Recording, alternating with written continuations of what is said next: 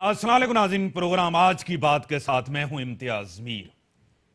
Budget, mini budget जो इमरान खान साहब की गवर्नमेंट ने दी है और जिससे तवक्को थी इस मुल्क को, इस अवाम को, यहां के गरीब लोगों को, वो तवक्का पूरी नहीं हुई। IMF की बजट, क्योंकि सबसे पहले कट लगा दफा की तरक्याती बजट को, तकरीबन 305 अरब रुपए का कट लगा है। और इस मुल्क के अंदर ऑटो माफिया जीत गया, लैंड माफिया जीत गया। जो टैक्स नहीं देते, नॉन फाइलर जो है, अभी वो मकान भी खरीद सकते हैं, गाड़ियां भी खरीद सकते हैं इस मुल्क के अंदर। वैसे तो ब्लैक इकोनॉमी का दौर है और यहां वो सबसे बड़ी है, क्योंकि डॉक्यूमेंटेड इकोनॉमी आपके पास इतनी नहीं है और ये बोझ पड़ा है उनके ऊपर जो टैक्स देते हैं। और तकरीबन 1800 ऐसी अशियां हैं जिसके ऊपर टैक्स लगा है, यानी कि टारगेट गरीब हुआ है। खसारा पूरा करेगी न्याजी गवर्नमेंट गरीब लोगों से, और कह रहे थे कि हम रिलीफ देंगे, अवाम की जमात है। उसी के साथ नवाज शरीफ साहब की आजादी हुई है। डील ढील कोई एनआरओ, क्योंकि उसका नैरेटिव, बयानियां जब आजाद हुए तो खामोशी। कोई मशवरा दिया गया है कि फूंक फूंक के कदम उठाएं, हम कोशिश कर रहे हैं उस कुव्वत के साथ जिससे आपने 1999 में डील करके 10 साल के लिए बाहर गए थे और उसके बाद आपने तस्लीम भी नहीं किया था। वहां का एक शहजादा आया, उसने तस्लीम किया कि यह डील हुई है। क्या इस तरफ इशारा जा रहा है? 70 दिन का जेल था और नवाज शरीफ साहब के चेहरे से ऐसे लग रहा था जैसे उसने 30 साल जेल काटा है। इसी को ऊपर स्टूडियो में दावत दी है मोहतरम जनाब डॉक्टर मिर्जा अख्तियार बेग साहब। इंडस्ट्रियलिस्ट हैं, सीनियर पॉलिटिशियन हैं, पाकिस्तान पीपल्स पार्टी से ताल्लुक है, कॉलमनिस्ट हैं, तज्जिया निगार हैं और तमगा इम्तियाज उनको मिला है। किसी तारुफ हैं तारीफ के मोहताज नहीं। डॉक्टर साहब मैं आपको वेलकम करता हूं अपने प्रोग्राम। उसी के साथ MNA है तहरीक इंसाफ की, वुमेन की प्रेसिडेंट है कराची की, साइमा नदीम साहब, मैं आपको भी वेलकम करता हूं। डॉक्टर साहब बजट आया, अवामी गवर्नमेंट थी, जमहूरियत थी, जमहूर नजर नहीं आया, अवाम नजर नहीं आया, कोई रिलीफ नजर नहीं आया। जो नवाज शरीफ ने जो काम नहीं किया वो इमरान खान इस बजट में करके गए। देखें, पहली चीज़ तो ये है कि लोगों ने बड़ी उम्मीदें लगाई थी कि तब्दीली आई है, हमारी हुकूमत आई है, रिलीफ मिलेगा और एक बेटर मेयार ज़िंदगी हमें मिल सकेगा। लेकिन बिल्कुल उसके बरक्स हुआ। बरक्स इसलिए हुआ कि या तो ये IMF की तरफ जा रहे हैं और IMF की जो कंडीशंस होती हैं, शराइत, उनको आपने मरहलावार पूरा करना है।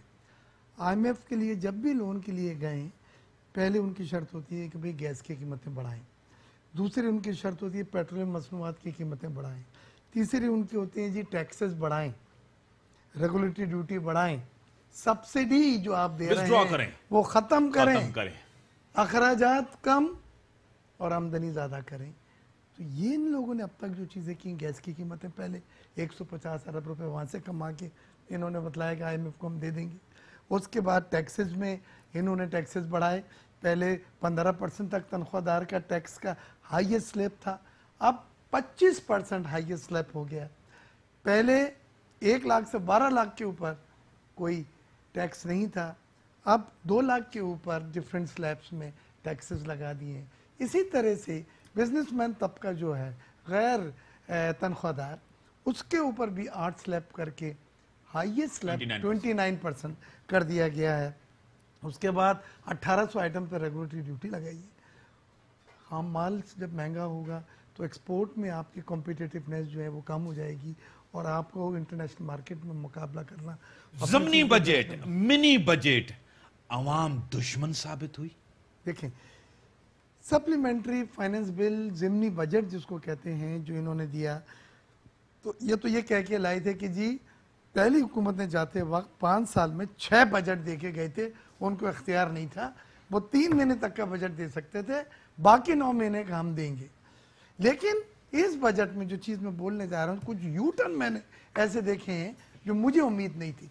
मिसाल के तौर पे ये तमाम इलेक्शन कैंपेन में डॉक्यूमेंटेशन ऑफ इकोनॉमी की बात करते रहे। ये चाहते थे कि माशियत को दस्तावेजी शक्ल दी जाएगी, टैक्स लोगों को रजिस्टर्ड नेट में लाया डालेगा, टैक्स टू जीडीपी रेशो बढ़ाया जाएगा, टैक्स नेट बढ़ेगा। लेकिन इन्होंने इस बार उल्टी बात करी कि जो मितवा साहब ने अपने बजट में नॉन फाइलर्स को गाड़ी खरीदने और मकान खरीदने की इजाज़त नहीं दी थी कि जब तक आप टैक्स रजिस्टर्ड ना होंगे, जब तक एनटीन नंबर आपका नहीं होगा, ना आप गाड़ी ले सकते हैं ना मकान ले सकते हैं। इससे मजबूरन वो टैक्स नेट में वो लोग जो नॉन फाइलर है, ना हम ना दहिंदगान है, वो नेट में आते। लेकिन इन्होंने इस बजट में सप्लीमेंट्री में वो पाबंदी ख़त्म कर दी।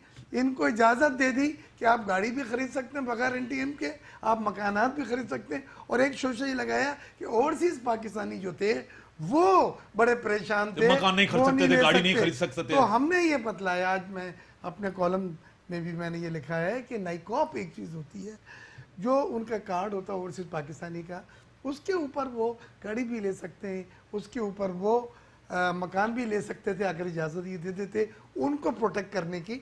लेकिन उनकी एम्बिट में, उनकी छतरी के नीचे ये सब लोगों को ला के इन्होंने कार मैन्युफैक्चरर का जो प्रेशर था और मकान और बिल्डर्स का, रियल एस्टेट वालों का जो प्रेशर था, उसमें ये आ गए। हालांकि पिछली हुकूमत ने वो इलेक्शन बजट था और उनमें ऐसे इकदाम लेना बड़े मुश्किल होते हैं, लेकिन उन्होंने किए। हालांकि मेरा नून से ताल्लुक नहीं है, लेकिन जो चीज़ अच्छी है कि माशियत को दस्तावेजी शक्ल देने के लिए जो उन्होंने सख्त इकदाम लिए थे वो इन्होंने रिवर्स कर दिया। डॉक्टर साहब, क्या वजह है कि इन्होंने ये सब इकदाम किए?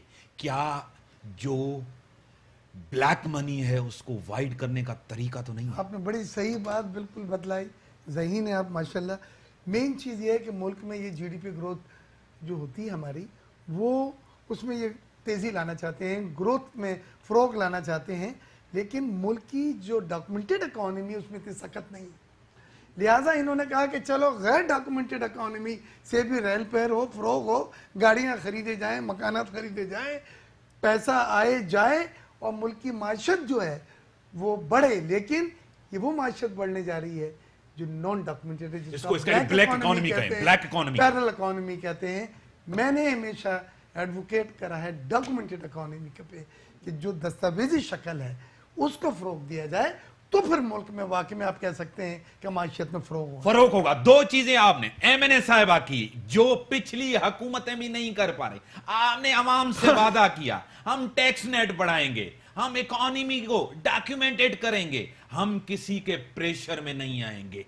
ऑटोमोबाइल जो माफिया है, लैंड माफिया, रियल एस्टेट के लोग हैं, आप उसकी प्रेशर में आके वही चीजें की और वही आपने उनके ऊपर जो है ना उनको रिलीफ दिया है।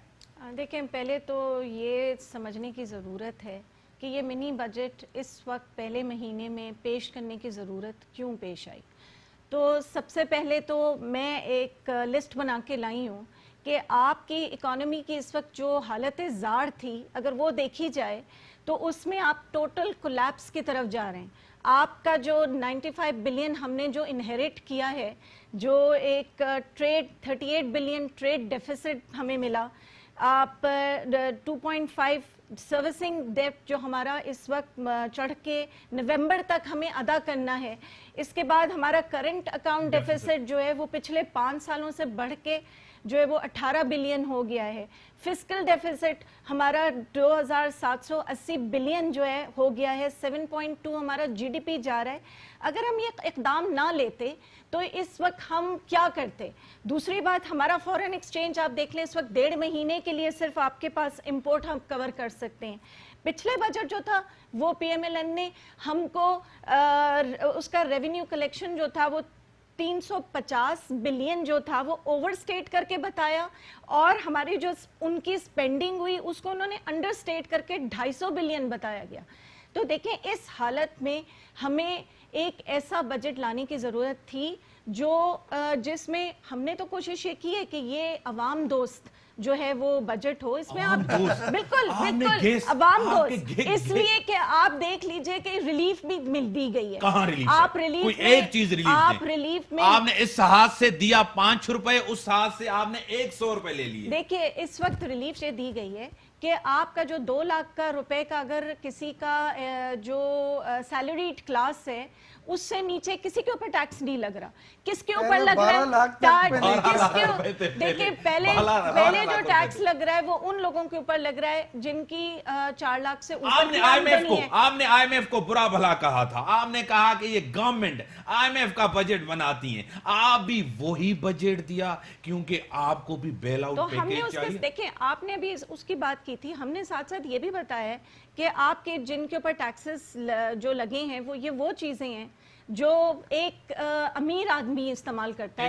ایک موبائلز ہیں، آپ کی 1800 سی سی کی گاڑیاں ہیں، آپ ان چیزوں کے اوپر ٹیکسز لگے. باقی چیزوں پہ کون سی؟ 1800 ہاں تو 1800 دیکھیں ان میں سے بھی کوشش میک اپ پہ بڑھائی ہیں، ان چیزوں پہ بڑھائی ہیں نا، ان چیزوں پہ تو نہیں بڑھائی ہیں کہ جو ایک عوام آدمی کے لیے ضرورت پڑتی ہے. جو آپ نے جلسے جلوس میں جو باتیں کی آپ نے، دیکھیں پھر ریلیف آپ کی ایکسپورٹ بیس کے اوپر دی گئی ہے تاکہ ان چیزوں کے اوپر ڈائز ہیں، پیٹرو کیمیکلز ہیں، ان قسم کی چیزوں کے اوپر آپ نے کمی کر کے تاکہ آپ کی جو ٹریڈ ہے، آپ کے جو ایکسپورٹ ہے، ان کی چیزوں پہ بڑھے. آپ تو انویسٹمنٹ لینے گئے تھے. ہم نے صحت کا انصاف، آپ نے کہا ہماری حکومت آتے ہی انویسٹمنٹ آ جائے گی، لوگ پیسے بھیجیں گے، زرعی مبادلہ کے ذخائر بڑھ جائیں گے.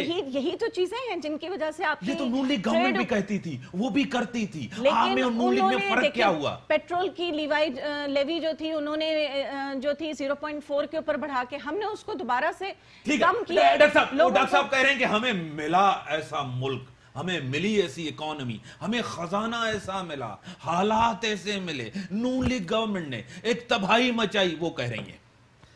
دیکھیے میری بہن بڑی کوشش کر رہی ہے ماشاءاللہ ڈیفینڈ کرنے کے لیے، میں اپریشیٹ کرتا ہوں. میں انہیں نروس پینک نہیں کرنا چاہتا. یہ ایک اپنا جو پارٹی کا پوائنٹ آف ویو ڈیفینڈ انہوں نے کرنا وہ کریں. لیکن میں یہ بات، میں اکنامکس کا اسٹوڈنٹس، ہماری تو یہ سب فگریں یوں ہوتی ہیں ہاتھوں پہ. گیس کی قیمت جو انہوں نے 5 انڈسٹری نہیں بڑھائی ہیں جو ایکسپورٹ اورینٹڈ تھی، جس میں textile, sports goods, surgical goods, leather اور کارپیٹ، یہ 5 تھی. لیکن اس کے بعد پوری انڈسٹری جس میں urea, fertiliser, cement, tile, ceramic tiles, ان میں 148% تک گیس کی قیمتیں بڑھ گئی ہیں.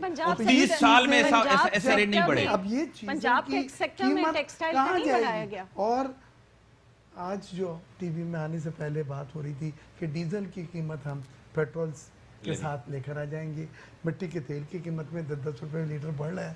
ایک عام آدمی کو متاثر کرے گا، یہ ہٹ کرے گا. میں اس بات کی بحث میں نہیں جا رہا کہ جانے والی حکومت یقیناً ان کی کارکردگی اچھی نہیں تھی تو لوگوں نے آپ کو ایک موقع دیا، صحیح ہے نا. لیکن اگر آپ بھی آنے کے بعد ایک عام آدمی کی جو توقعات ہیں وہ یہ ہیں کہ اس کو ریلیف ملے، اور پتہ چلا کہ ایک کے ہر روز ایک نیا بم پھوٹ رہا ہے. پہلے گیس کا تھا، پھر ٹیکسز وغیرہ بڑھے ہیں.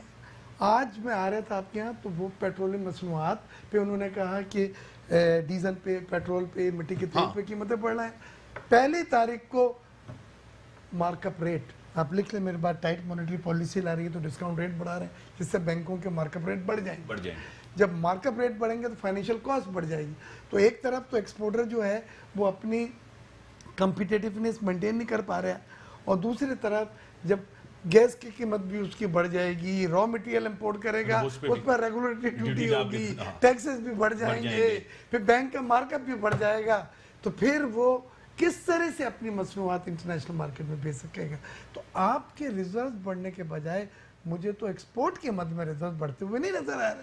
لہٰذا آپ کو جو یہ جملہ ذرا غور سے سمجھیے گا، اس حکومت سے ہم ایکسپیکٹ کر رہے تھے revenue generative policies, not revenue collective policies.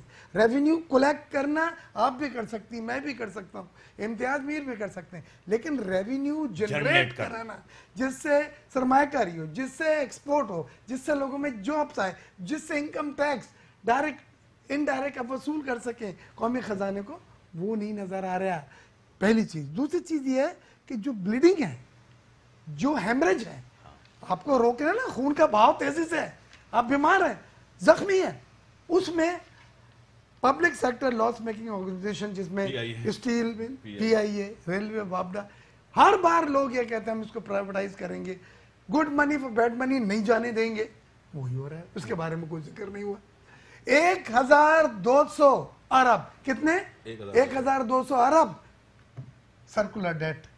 अब मुझे कोई तरीके से समझा दें कि ये कैसे रीपेमेंट होंगे। जब उन्होंने कोर्ट जाने की बात की IPPs वालों ने, तो 50 अरब रुपए देने की बात करी। मैं एक्सपोर्टर हूं, हमारे सेल टैक्स और इनकम टैक्स रिफंड 3 साल से, 3 महीने से नहीं, 3 साल से, और इसमें पिछली हुकूमत जिम्मेदार है, नहीं दिए, रोक ली, उसको इनकम दिखाया था डार साहब ने। अब क्या हुआ, एक्सपोर्टर की लिक्विडिटी बिल्कुल चौक हो चुकी है।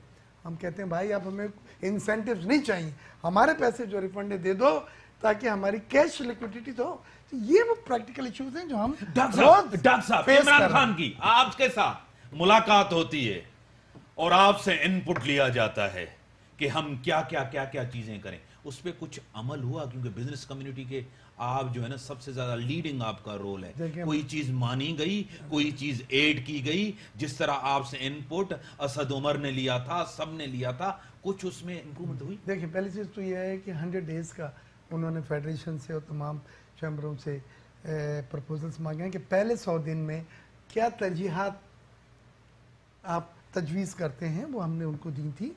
और अभी असद उमर साहब आए भी थे यहाँ अपना कराची में गवर्नर हाउस में, इमरान साहब से जब मुलाकात हुई, उससे पहले बिजनेस कम्युनिटी से भी मुलाकात हुई थी, और वो IBA में भी आ रहे हैं वो डिस्कस करने के लिए। देखिए मैं फेयर नहीं होऊंगा कि अगर मैं इनको टाइम ना दूँ, मैं बिल्कुल चाहूँगा कि भाई नई हुकूमत आई है, इन पे एकदम से चैलेंजेस और बड़ा आजमाइश आ गई है, इनको हमें टाइम देना चाहिए, लेकिन टाइम देने के साथ साथ हमें ये देखना है कि उनकी हैंडलिंग ऑफ द मैटर जो है, तरजीहात जो उन्होंने इस क्राइसिस की चुन रहे हैं वो सही हों। सर प्रायोरिटी तो है ना, भैंसें बेच रहे हैं, गाड़ियां बेच रहे हैं, हेलीकॉप्टर बेच रहे हैं, ये तो है, तो प्रायोरिटी तो है, चाहते हैं कोई बेहतरीन। ये गिमिक्स हैं, ये गिमिक्स हैं, आपको माशत को टर्न अराउंड करना है। अभी खुदा के वास्ते पे $10 अरब का पैकेज लेकर आए हैं और खरीदने, सऊदी गवर्नमेंट से 10 बिलियन का पैकेज लेके आए हैं, 10 बिलियन। ये उन्होंने एक ऑल्टरनेटिव पैकेज की बात हो रही है कि CPEC में 3rd स्ट्रेटेजिक पार्टनर जो है हम सऊदी अरब को लाते हैं, और वो ग्वादर में ऑयल सिटी बना के, और चीन के लिए जो तेल सऊदी अरब से आता है वो ग्वादर के रास्ते यहाँ आए, तो लॉजिस्टिक कॉस्ट 1/3 हो जाएगी, जो सबका फायदा है। ये एक अच्छा इन्वेस्टमेंट है। सऊदी अरब ने एक अच्छा जेस्चर दिखाया है, प्लस चाइना ने सॉफ्ट लोन देने की बात की। सॉफ्ट लोन कर्जा नहीं होता, सॉफ्ट लोन रिजर्व्स को आपके बढ़ाने के लिए दिया जाता है, ताकि रीपेमेंट का मसला है। गवादर में उन्होंने दो उन्होंने प्रोजेक्ट्स कहे हैं, ऑयल सिटी के अलावा उन्होंने, उसके अलावा उन्होंने कड़क में उन्होंने कहा है, बलूचिस्तान में उन्होंने कहा है, तो ये तो 3-4 अभी वो अक्टूबर में आ रही हैं, अभी तो बड़ी प्रिलिमिनरी बातें हैं, लेकिन अल्लाह करे ये हो। हमें उसको ब्रिज को करना है, जो क्रिएट हुआ है, शॉर्टफॉल है, लेकिन मैं आपको बतलाऊं, एक टैक्स देने वाले को अब मजीद टैक्सेस उस पर डाल के पीसते जाएंगे तो वो हाथ खड़ा कर देगा। आपके पास 3-4 चीजें छोड़ता हुआ जा रहा हूं, आपकी तरफ आता हूं। इंपोर्ट ऑयल, आपके पास ज़रा मुबारक के ज़खायर नहीं है, आप किस तरह ऑयल को इंपोर्ट करेंगे? सबसे पहली बात, आपको गर्दिशी कर्जे 1200 अरब रुपए किस तरह आप देंगे? आपके IPPs ने कहा है कि हम बिजली बंद कर देंगे, दूसरी चीज। तीसरी बात यह कि एक तूफान महंगाई का आ रहा है, अवाम पब्लिक रिएक्ट करेगी, किस तरह आप अपनी पॉपुलैरिटी को आप जो है ना मेंटेन कर पाएंगे? 3 चीजें बड़ी खतरनाक होने जा रही हैं। पेट्रोल लेवी पे बताया था कि हमने उसको दोबारा से इंक्रीज करके वापस उसको लेके आ रहे हैं। इसके अलावा 200 अरब रुपए और बढ़ाएंगे आप? देखिए वापस उसको लाने यानी के लिए कम करेंगे, बढ़ाएंगे, कम करेंगे, वापस मैंने कहा बढ़ा रहे हैं। इसके अलावा देखिए अभी जो रिलीफ की आपने बात की है, जो कराची की, वो देखें ये एक काबिल सताइश चीज़ है कि एटलीस्ट उन्होंने जो प्रोमिसेस किए थे उनमें से एक बहुत बड़ा ये پروجیکٹ ہوگا کہ 3-4 پروجیکٹس جو ہیں یہاں پہ وہ جو یہاں پہ کراچی کا پیکج آ رہا ہے وہ تو آپ سپورٹ کریں گے سندھ گورنمنٹ 18th امینڈمنٹ میں آپ کے پاس پاور نہیں ہے کہ آپ جو نا خود جا کے کریں آپ 50 ارب روپے کی بات کر رہے ہیں کیا تو آپ 18th امینڈمنٹ کو رول بیک کرنے جا رہے ہیں یہ کراچی امتیاز کے شہر نے اور فیصل آباد نے آپ کو تاج پہنایا ہے اس شہر نے 14 سیٹیں دی ہیں بالکل دی ہیں تو اس اسی لیے شہر تو کا واپس دے حق رہے ہیں نا ہے تو کہ آپ اس شہر کے لیے اور وہ اس جو پہ ماضی میں ایگری نظر کرتے انداز ہیں ہوا اور اسی لیے ان اس کو وہ وہ تحفے کریں بھی دے اور رہے ہیں ابھی جو 50 ارب کا آپ کہہ رہے ہیں اس میں زیادہ تر وہ منصوبے ہیں جو پچھلے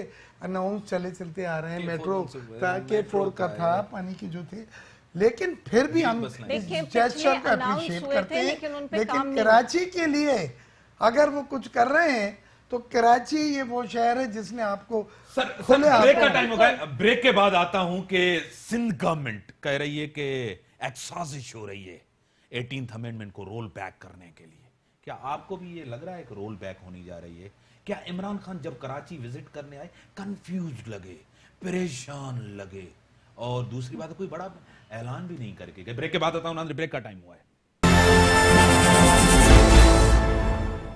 ویلکم بیک ناظرین ڈاکٹر صاحب ایک تو 18th امینڈمنٹ کو رول بیک کیا جاتا ہے ویسے تو 18th امینڈمنٹ میں آئیڈیل امینڈمنٹ نہیں ہے اور پوری خود مختاری بھی صوبوں کو نہیں ہے پھر بھی ایک بہتر چیز ہے کہ کچھ نہ کچھ صوبوں کو ملا NFC کے اندر سندھ کو پیسے کم ملے ہیں کیا NFC کے اوپر بھی اس دفعہ بھی پیسے کم ملیں گے دوسری بات تیسری بات خان صاحب یہ کہہ کے گئے ہیں کہ ہم سندھ گورنمنٹ کو سپورٹ کریں گے اور تیسری بات کہ ان کے لوگ کہتے ہیں کہ ہم بیٹھ کے سندھ گورنمنٹ کے ساتھ کوئی پلان بنائیں گے پروگرام کریں گے شیئر کریں گے گورنر صاحب کہہ رہے ہیں کہ پریزیڈنٹ کریں ان کی تو یہ اتھارٹی بھی نہیں ہے سر دیکھیں 2-3 چیزیں ایک ساتھ آپ نے پوچھی میں علیحدہ جواب دوں پہلی چیز تو یہ ہے کہ پیپلز پارٹی کی حکومت میں جو ہیلپ مارک ہوا ہے جو جھومر تھا وہ یہ 18th امینڈمنٹ NFC ایوارڈ تھا جو بڑی بڑی حکومتیں آتی ہیں اور وعدہ کر کے چلی آتی ہیں نہیں کر پاتے وہ نہیں کر پاتی اس کے لیے آپ نے سب کی سپورٹ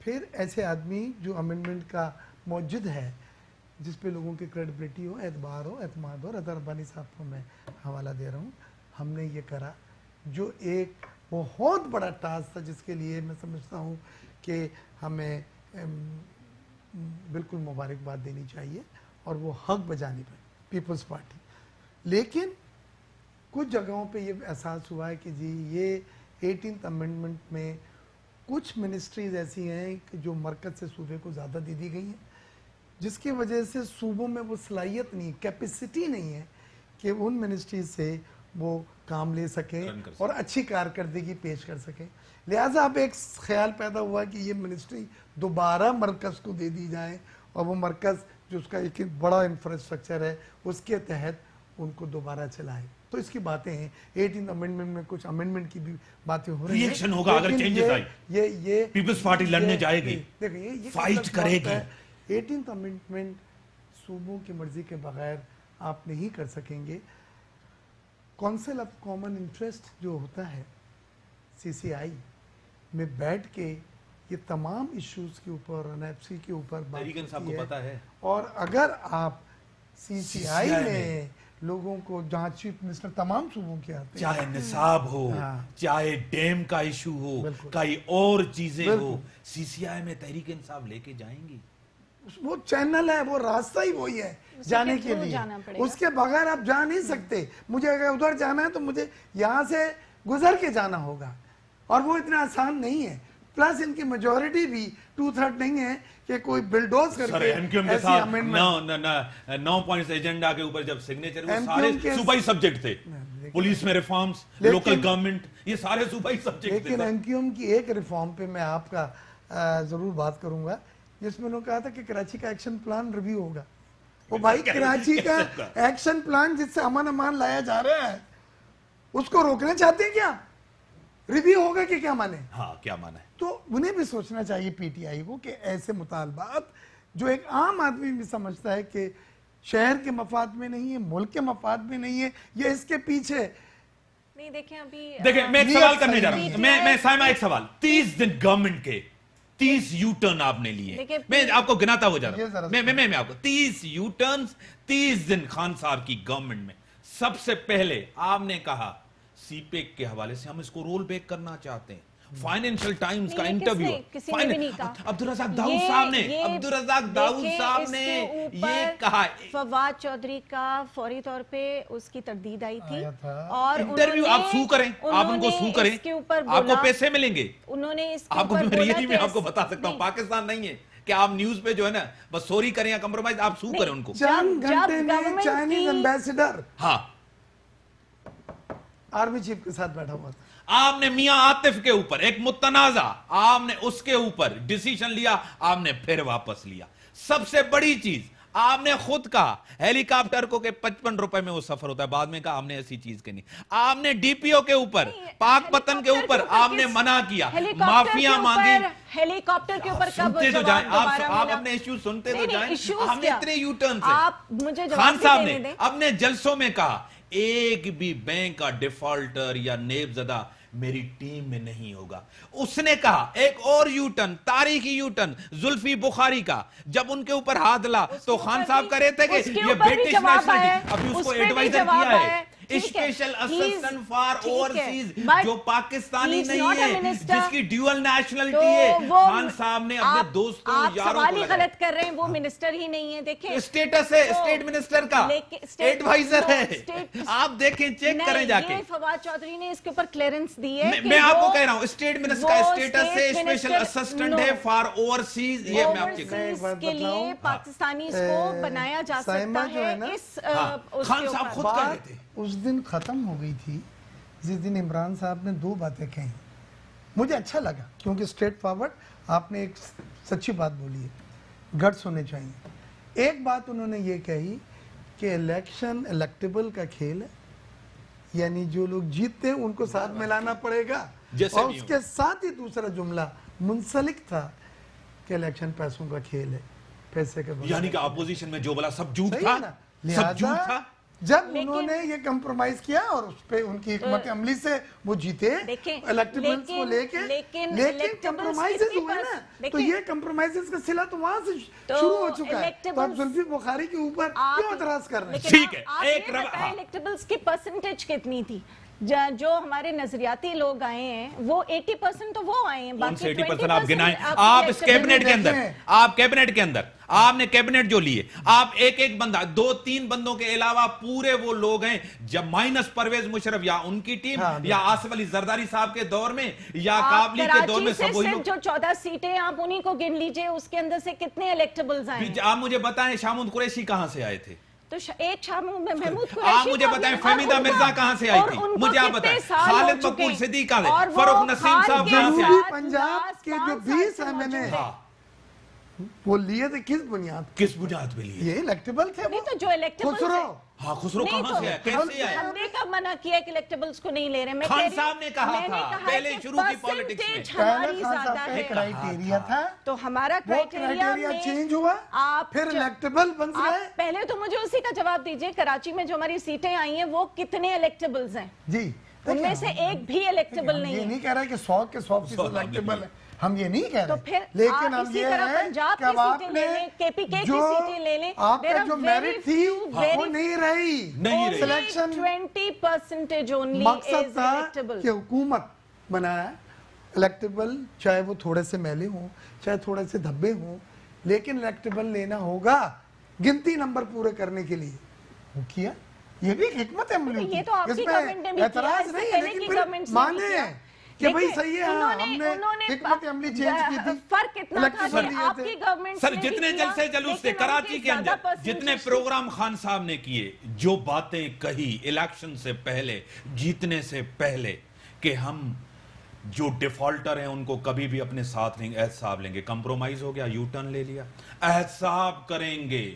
نیب زدہ لوگ اور ایم کیو ایم کے اوپر کتنا انہوں نے سر ٹارگٹ کیا, ان کو پیپلز پارٹی کے اوپر, ان کے لوگوں کے اوپر, جتنی دوسری پارٹیوں کے اوپر, یہ سارے کمپرومائز. سر ایک اور چیز ہو گئی ہے. لیکن آپ مجھے بتائیں کہ نواز جب شریف ہماری صاحب چوائس، جب ہماری اس میں ہمارے تمام چیزیں ایف بی آر کے پاس گئی ہیں، نیب کے پاس گئی ہیں، جب ہم یہاں سے ایک پروسیس سے نکل کے گئے ہیں الیکشن کمیشن کے تھرو، اس وقت یہ چیزیں پوائنٹ آؤٹ کیوں نہیں کی؟ خان صاحب نے کہا تھا، ہم نے نہیں کہا تھا. خان صاحب کی بات نہیں ہو رہی.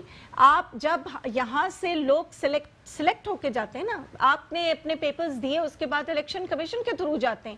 نیب نے آپ کی چیکنگ کی ہے، آپ کی پورے الیکشن کمیشن کی جو ویب سائٹ ہے اس کے اوپر یہ چیزیں کلیئرنس کے ساتھ لگی ہیں. پرویز کھٹک کے اوپر نیب کا ریفرنس چل رہا ہے. یہ اس وقت کیوں نہیں یہ پوائنٹ آؤٹ ہوئی؟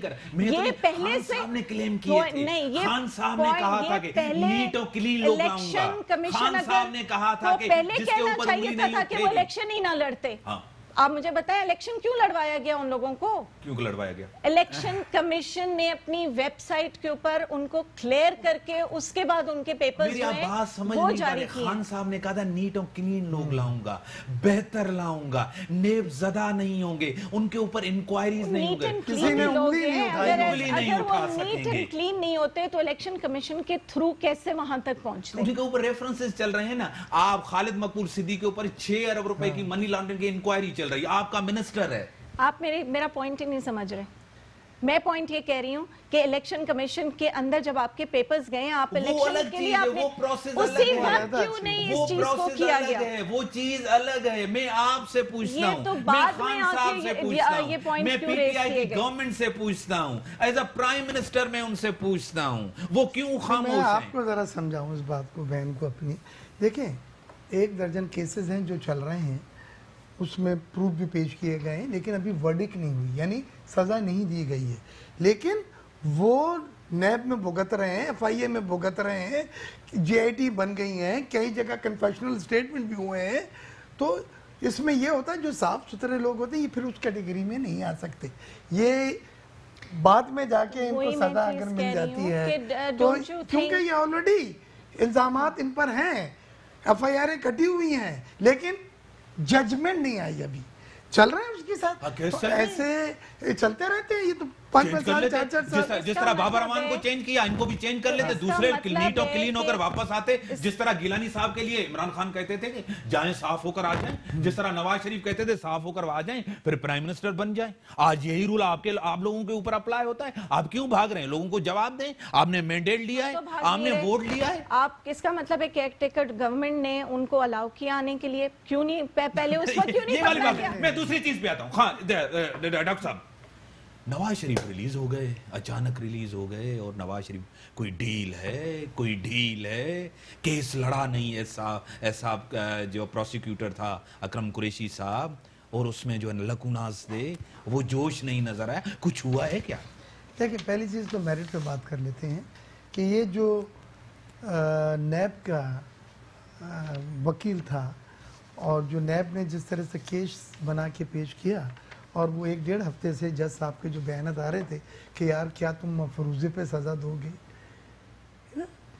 تو اس طرح کی باتیں آنے کے معنی ہے کہ کیس میں جھول بھی تھا، کیس کمزور بھی تھا، اور ہائی کورٹ اور سپریم کورٹ کا ایک علیحدہ اینگل ہوتا ہے دیکھنے کا، نیب کی کورٹ کا ایک علیحدہ اینگل ہوتا ہے ہینڈل کرنے کا اور دیکھنے کا. لہذا اس کی بنیاد کے اوپر انہوں نے بینیفٹ آف ڈاؤٹ میں کہا کہ نہیں، یہ اس بات کی بنیاد پر ثابت نہیں، دوبارہ جیل میں جا سکتے ہیں. لیکن ایک بات سنیں، یہ سسپینڈ ہوئی ہے، معطل نہیں ہوئی، معاف نہیں ہوئی. بریک کے بعد جاؤ نظام. معاف نہیں ہوئی سزا، معطل سزا ہوئی ہے. اور دوسری بات، 2 چیزیں بڑی امپورٹنٹ ہے، کیونکہ اپیلوں میں 2 چیزیں مانگی گئی تھی. ایک یہ کہ یہ فیصلہ احساب عدالت کا کالعدم کرا دیا. دوسرا یہ جب تک اپیلوں کا فیصلہ نہیں آتا سزا کو معطل کریں. سزا معطل ہوئی ہے. 2 ریفرنسز اور بھی ہیں. اس کے بعد سپریم کورٹ میں بھی احساب عدالت جا سکتی ہے. بریک کے بعد آتا ہوں. Sir welcome back. سر معطل ہوئی ہے سزا، دوبارہ بھی جیل سا سکتے ہیں. لیکن اچانک ایک چیز ہوئی ہے کہ عمران خان صاحب سعودی عرب، اشیاء چل رہا تھا، یہاں آزادی ہو گئی. لوگ کریں گے ڈیل ہوئی ہے اور $10 ارب کا پیکیج بھی ہوا ہے. دیکھیں حالانکہ میں ممکن تو ہے نا ایسی چیزیں اس ملک میں ہوئی ہیں. تو میں تو ہاں آپ کی بات کہہ کے بڑے نمبر لے سکتا ہوں، لیکن میں حقیقت کالے کو کالا اور سفید کو سفید کہنے کا عادی ہوں. بات یہ ہے کہ سعودی عرب سے اس کا کوئی تعلق نہیں ہے. سعودی Timing, sir, it is a very timing who important سکتے ہیں، politics وہ میں. وہاں پہ سعودی عرب میں گئے تھے. یہ سعودی عرب سے اپریل سے بات چیت ہو رہی تھی سی پیک میں آنے کی، ابھی نہیں ہوئی ہے کہ 2 دن میں اتنا بڑا فیصلہ ہوگا. یہ اپریل سے بات چیت ہو رہی تھی. پھر جب وہ جیتے عمران خان تو سعودی سفیر آیا. یہ کریڈٹ فوج کو دیں گے یا عمران خان کو دیں گے؟ دیکھیں دونوں کو. اور اس کے بعد پھر ان کا منسٹر آف انفارمیشن آیا، اس نے کچھ امپورٹنٹ میسیج دیے، پھر یہ وہاں پہ ان کی انویٹیشن پہ گئے. تو کہنے کا میرا مقصد یہ ہے کہ لنک یہ اس کو میں نہیں کر سکتا. یہ تو ریویزٹ کرنے جا رہے تھے سی پیک کو، وہ تو آرمی چیف گئے. وہ ایک بہت غلط پریشر تھا، وہ ایک بہت غلط اسٹیٹمنٹ تھا کہ ہم 1 سال کے لیے ہولڈ کر، ریوزٹ نہیں کہا، 1 سال کے لیے ہولڈ کر دینا چاہیے. وہ جلدی میں ہوا یہ ہوتا ہے کہ سرمایہ کار جتنے جو ہوتے ہیں نا، تردید آ گئی. دنیا میں سب سے شرمیلا جو ہوتا ہے وہ سرمایہ کار ہوتا ہے، سب سے شرمیلا. وہ جب اس طرح کی کوئی بات سنتا ہے کہ جی 1 سال کے لیے ہولڈ کر دیں، وہ تو اپنے سرمایہ لے کے بھاگتا ہے. پوری دنیا میں ہے، نیلا ہو پیلا ہو کالا ہو، ہر سرمایہ کار کی سب کی ایک اپروچ ہے. تو وہ ایک غلط انٹرپریٹیشن ہوئی، غلط ٹائمنگ ہوئی. لیکن پھر آپ نے دیکھا ایمبیسڈر بھاگا، پھر یہ چیف آرمی سٹاف گئے چائنا کے صدر کے پاس اور وہاں اسٹیٹ دیا، اور پھر آپ کی حکومت نے بھی بیان دیا کہ نہیں سی پیک جو ہے وہ ہمارا نیشنل منصوبہ ہے اور اس میں کوئی تبدیلی کا امکان نہیں ہے. آپ کی طرف آتا ہوں. نواز شریف صاحب آزاد ہو گئے جیل میں، کیا آپ کے لیے خطرہ ہے سیاسی طور؟ ہمارے لیے کوئی ایسا ہم نہیں سمجھتے کہ اس میں کوئی خطرے کی بات ہے. اور ہماری جو ابھی جو آپ نے بات کی کہ نہ ڈیل ہے نہ ڈھیل ہے، تو ابھی تو 2 ریفرنسز باقی ہیں، ابھی تو ان کا آنا جانا لگا رہے گا. تو انہوں نے ابھی فیس کرنا ہے. ابھی ان کو آپ بھی تو اکیلے میں ملتے ہیں نا. آپ دوسروں کو ٹارگٹ کرتے تھے، آصف علی زرداری صاحب کو، کہ جو چیئرمین ہوتے ہیں ان سے اکیلے ملتے ہیں. عمران خان بھی تو نیب چیئرمین کے ساتھ اکیلے میں. آپ تو بھی انفلوئنس کر سکتے ہیں نا. تو انفلوئنس اگر کرنا ہوتا تو وہ آلریڈی ایک جیل کے اندر کیوں ہوتے؟ ان کے تو آلریڈی کیسز چل رہے ہیں، اور نیب نے اس کے اوپر اس وقت دوبارہ سے اٹینشن کر دی ہے اپنی، اور وہ ان کو اب سپریم کورٹ پہ لے کے جائیں گے. ان کے 2 ریفرنسز انہوں نے مکمل کرنے.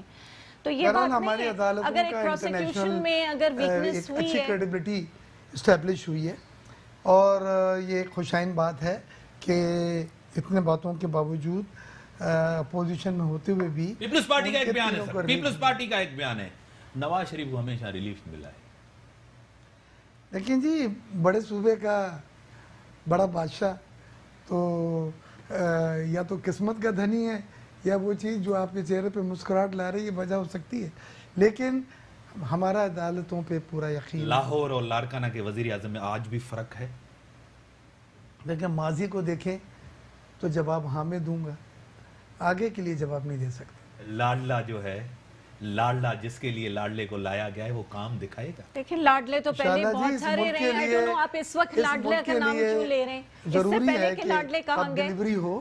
اور میں سمجھتا ہوں کہ جو چیزیں سننے میں آ رہی ہیں، فورن پالیسیز میں جو تبدیلیاں دیکھنے میں آ رہی ہیں، اللہ کرے ہمارا ملک کو اس کا وہ حق بھی ملے اور اس کا منصب بھی ملے جو پاکستان کا مقدر ہے. پیپلز پارٹی کی ایک قیادت اور خورشید شاہ صاحب ایک اور چیز کہہ رہے ہیں کہ نواز شریف کے آزاد ہونے سے جمہوریت اور پارلیمنٹ مضبوط ہوگی.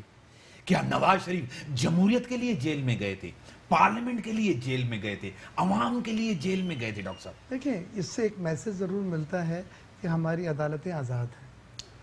اور یہ کیا نواز شریف یہ کہتا تھا عدالتیں یہ آزاد ہیں؟ اب تو وہ تعریف کر رہے ہیں ان کے آس پاس. اس ٹائم کیا کہتے تھے اس عدالتوں کو؟ یہی ہماری بدنصیبی بھی ہے کہ جب کوئی منفی فیصلہ آپ کے خلاف آتا ہے تو عدالتیں خراب ہو جاتی ہیں، آپ کے حق میں فیصلہ آتا ہے تو واہ واہ ہو جاتی ہے.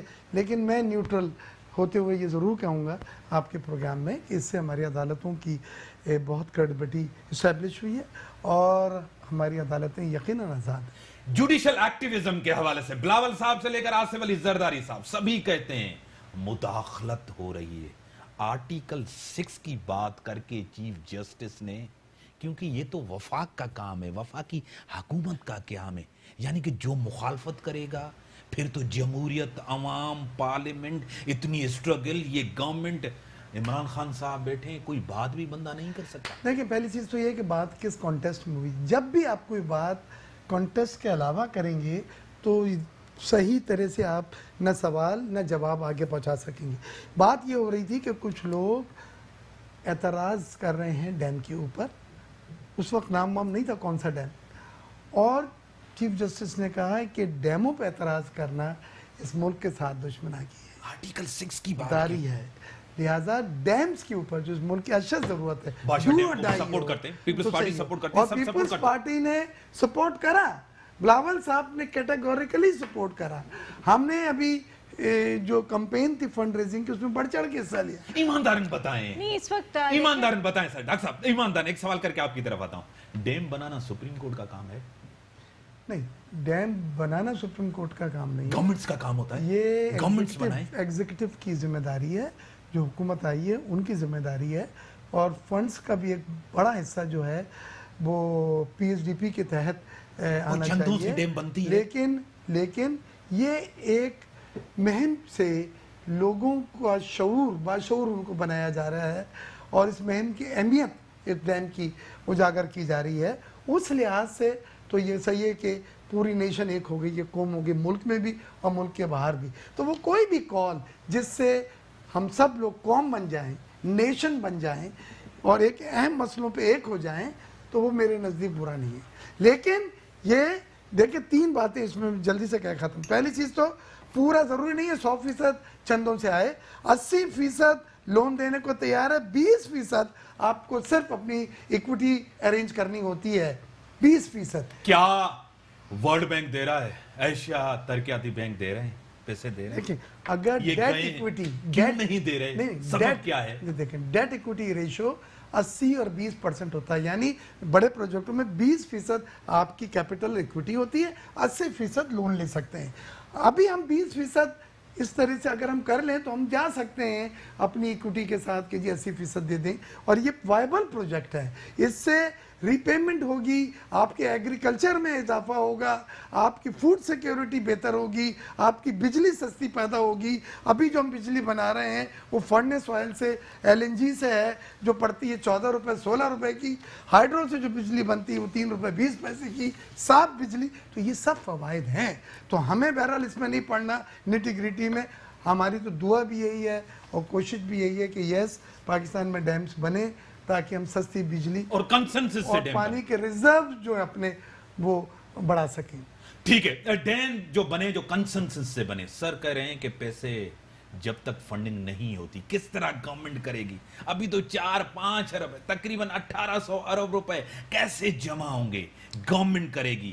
گورنمنٹ کے پاس کیا پلان ہے, کیا ڈائریکشن ہے گورنمنٹ کے پاس, کس کے پاس جانا چاہتے ہیں آپ؟ تربیلا سے لے کر منگلا سے لے کر میرانی ڈیم تک آپ سب ڈیم دیکھیں, اس میں کہیں نہ کہیں پیسے آپ کو فنڈ ہوئے, آپ کو پیسے دیے گئے. یہاں پیسے کہاں سے لائیں گے؟ بادشاہ ڈیم کے لیے آپ نے شوشا تو چھوڑ دیا ہے, زبردست ہے, ہم سپورٹ کرتے ہیں, پورا پاکستان سپورٹ کرتا ہے, آپ کے ساتھ ہے, لیکن پیسے چاہیے ڈیم کے لیے. دیکھیں سب سے پہلے تو میں شکریہ ادا کرتی ہوں تمام اپوزیشن کا بھی, پی پی پی کا بھی, کہ انہوں نے ہمارا ساتھ دیا. ابھی پارلیمنٹ میں اس کے اوپر ڈیبیٹ بھی ہوئی اور سب نے کنسنسس کے ساتھ ڈیم کے لیے خاص طور پہ, اور وہ بھی یہ ڈیم انہوں نے کہا کہ اسپیسیفائی, جب ایک کوسچن اٹھا اس کے اوپر انہوں نے جواب دیا اسپیسیفائی کریں, اور اس میں یہ جو ڈیمز ہیں دونوں ان کے اوپر خاص طور پہ یہ سب کا کنسنسس تھا. اور باقی رہا ایک سلسلہ شروع ہو گیا ہے, اس کے اوپر آلریڈی صرف 4 سے 5 بلین نہیں, ابھی ارب نہیں, ہاں ابھی 30 ارب روپے دیکھیں باہر سے ہر ہمارے سال پاس اگر آنے ملتے ہیں شروع ہو 6 سال تک. ہمیں تو عمران صاحب نے کہا ہے کہ میرا ڈیم بن جائے گا. دیکھیں 30 ارب ہر سال. تو 30 ارب کی تو میں سمجھتا ہوں اتنی بڑی کوئی رقم نہیں ہے. ہم پاکستانی جب آپ ملک کے صرف لیے, اپنے ملک کے ہمارے لوگ نہیں, باہر کے ملکوں کو بھی آپ دیکھ لیجئے جہاں سے یہ آنا شروع ہو گیا ہے. پروجیکٹ ہے بہت بڑا, انشاءاللہ ہر جگہ سے کوشش کی جا رہی ہے. اس وقت وہ دوسرے ملکوں میں بھی لے کے جا رہے ہیں. یہ شوکت خانم نہیں ہے, نہیں, لیکن اس کے اوپر آپ دیکھیے اس کے گا اوپر کانفیڈنس. یہ لیکن پانی عمران کے صاحب نے لیے کہا کہ میں دنیا کا سب سے بڑا فنڈ ریزر ہوں. मैं पूरे दुनिया का सबसे ये बड़ा फंड बिल्कुल रेजर इसमें जो इसमें फंड मैं कोई रेज शक नहीं नहीं कर है। सकता हूँ वो कोई नहीं कर और सकता। पानी का मसला बहुत बड़ा है, यकीनन उस बहुत दिन बड़ा है, भी इसमें उनके हम जो सब फंड रेजिंग इकट्ठे और में इस पे जरूर 62 करोड़ रुपए इस पे- कराची वालों ने दिए, 11 करोड़ हमने federation of Pakistan chamber of commerce से दिए। तो बीबी सब लोग नेशनल इश्यूज पे आपके साथ हैं बिल्कुल, ये और बहुत बड़ा चीफ बहरान जस्टिस है साहब जिसको के कॉल हमने पे हमने करना है और लब्बैक ये- कहा है और इसमें हम मीन मैखे निकालने नहीं बैठे, एक अच्छा कॉज है और इसमें इंशाल्लाह तनकीद गवर्नमेंट बर्दाश्त नहीं कर रही। 30 दिन हो गए हैं, 30 दिन के अंदर आपके ऊपर तनकीद करते हैं, कोई चीज पूछते हैं तो आप लोग जो है ना टारगेट करते हैं, हमें परेशान कर हो जाते हैं। इनफ कि जिसके ऊपर आप पूरी उनकी बजट पे बात तो करेंगे, तो बड़े प्रोजेक्ट्स पे तो बात करेंगे, आपकी अकाउंटेबिलिटी तो करेंगे, देखिए, आप नेबजदा लोग लगाएंगे, आपसे पूछा जाएगा। हमने जो आप जो है ना 2 सीआर खान साहब आगे लगाएंगे, 4 एडवाइजर खान साहब ने जो लगाए, प्रोजेक्ट्स आमिर क्यानी को किस तरह लगाया है। देखिए, हमने जो प्रोजेक्ट्स कहे थे कम से कम हम उन चीज़ों तक तो पहुंच गए हैं ना। जो हमने घरों का वादा किया वो घर हमने अनाउंस कर दिए, सेहत कार्ड का हमने आपको पता है वो किसको दे रहे हैं announce प्रोजेक्ट? किया, वो का हमने अनिल मुसर्रत, नबील मुसर्रत को क्यों वो प्रोजेक्ट दिया जा रहा है? तकरीबन उसकी इनिशियल कॉस्ट कितनी है? 180 अरब रुपए पे बात हो रही है। बड़ी मेहरबानी डॉक्टर साहब, टाइम लिमिटेड है। डॉक्टर साहब आपकी बड़ी मेहरबानी। एमएनए साहिबा, देखते हैं गवर्नमेंट क्या करती है। 30 दिन के अंदर परेशान किया है इसने अवाम को। गैस महंगा, टैक्सेशन, रेगुलर ड्यूटी और तनख्वाहदार तबका है परेशान न्याजी गवर्नमेंट से, इमरान खान गवर्नमेंट से और तहरीक इंसाफ की गवर्नमेंट ने जो वादे किए वो एक भी इनको याद नहीं। इसी के साथ दीजिए इजाजत, अल्लाह हाफिज।